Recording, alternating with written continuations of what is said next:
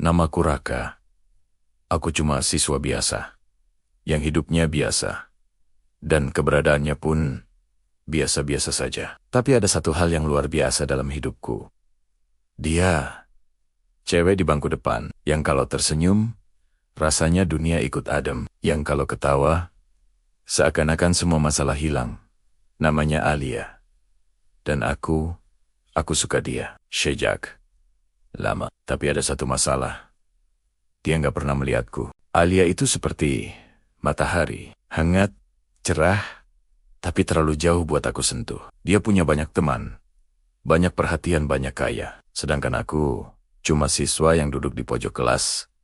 Sibuk dengan buku dan catatan yang mungkin tidak pernah dia lihat. Setiap pagi, aku datang lebih awal. Bukan apa-apa. Cuma ingin lihat dia masuk kelas sambil nyengir kecil. Sambil bawa roti yang belum sempat dimakan. Tapi tiap Alia lewat, dia cuma tersenyum sekilas. Senyum yang bukan buatku. Senyum yang cuma numpang lewat. Dan aku cuma bisa bilang dalam hati, aku suka kamu. Tapi kamu gak pernah banner-banner. Lihat aku. Semuanya berubah waktu kelas kita dapat tugas kelompok. Entah kebetulan atau takdir. Aku satu kelompok sama Alia. Dia duduk di sampingku. Pertama kalinya aku ngerasain jantung kayak dipukul beduk. Waktu itu dia bilang pelan, "Raka, kamu yang bikin catatan ya? Aku suka catatan kamu. Rapi dan gampang dipahami." Aku cuma bisa jawab, "Oh iya." Padahal di dalam hati aku udah heboh.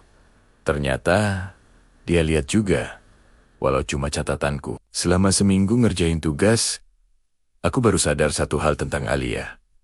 Dia ramah ke semua orang. Ke semua orang. Dan itu bikin aku sadar.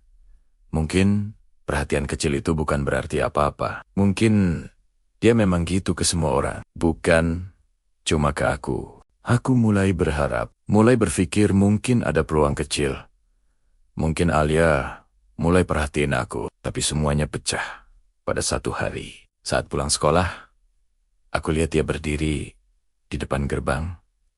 Bareng cowok lain. Cowok tinggi, rapi, cakep, dan percaya diri. Mereka ngobrol sambil ketawa, dan Alia kelihatan nyaman banget. Aku cuma berdiri dari jauh, diam, beku.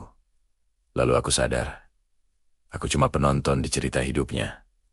Bukan pemeran utama. Bahkan mungkin bukan figuran penting. Waktu Alia pamit ke cowok itu, dia sempat lihat ke arahku. Cuma sekilas. Lalu pergi, dan seperti biasa, aku tetap tidak terlihat. Sejak hari itu, aku mulai jaga jarak.